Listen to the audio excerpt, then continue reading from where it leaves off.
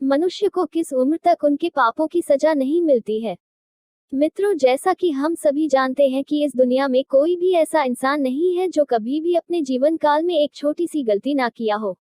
मगर क्या आपको पता है, हमारे जीवन में कुछ ऐसी भी गलतियां या पापों की सजा हमें नहीं भुगतनी पड़ती है।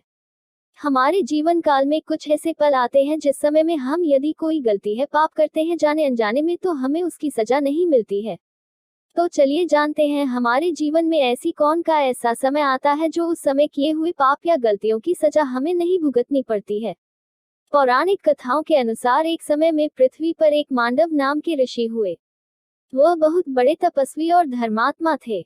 एक दिन उनके आश्रम की ओर कुछ लोग भागते हुए उनकी ओर आ रहे थे और वे लोग ऋषि से शरण मांगने लगे।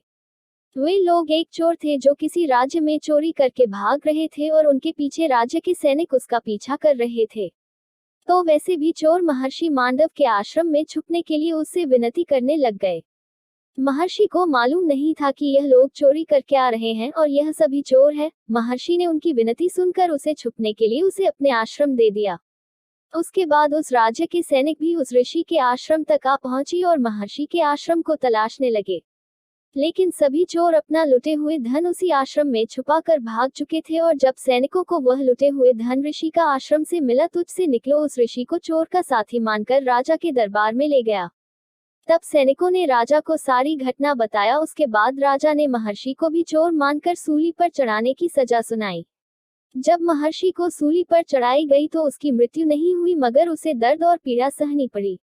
ये सब दृश्य देखकर उस राज्य के राजा को एहसास हो गया, ये कोई चोर या आम ऋषि नहीं है। तब उनसे राजा क्षमा मांगने लगा कि हे ऋषि श्रेष्ठ, हमें माफ कर दो, हमसे बहुत बड़ी गलती हो गई।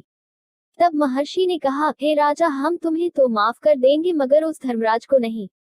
इतना कहते ही वह महर्षि अपने तपोबल से यमलोक को प्रस्थान कर गए और वहां पहुंचकर उन्होंने यमराज से पूछा कि हे धर्मराज, हम अपने जीवन में कोई भी पाप नहीं किया, हम सदा परमात्मा के भक्ति धर्म आचरण करते जीवन व्यतीत किए हैं, फिर हमें जीवन में ऐसा कष्टदायक फल क्यों भोगना पड़ा।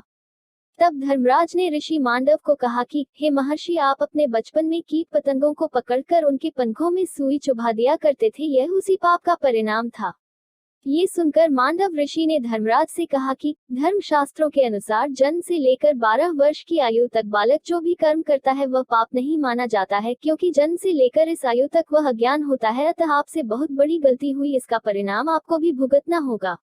तब महर्षि मांडव ने धर्मराज को श्राप दे देते हैं कि तुम भी पृथ्वी लोक पर जाकर मानव रूप में जाने अनजाने में गलतियां करोगे और जब तुम विद्वान होगे तुम्हारी नीति कोई नहीं मानेगा।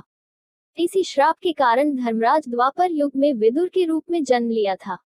तो दोस्तों, यही वजह है कि भगवान भी बाल्यापन में जाने अनजाने में किए हुए गलतियों को माफ कर देते हैं।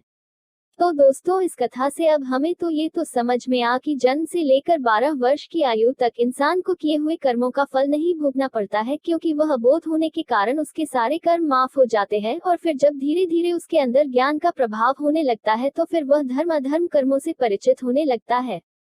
दोस्तों, आपको ये कहानी कैसी लगी कृपया कमेंट करके जरूर बताएं और ऐसी ही और भी बहुत सारी कहानियों को सुनने के लिए चैनल को सब्सक्राइब जरूर करें।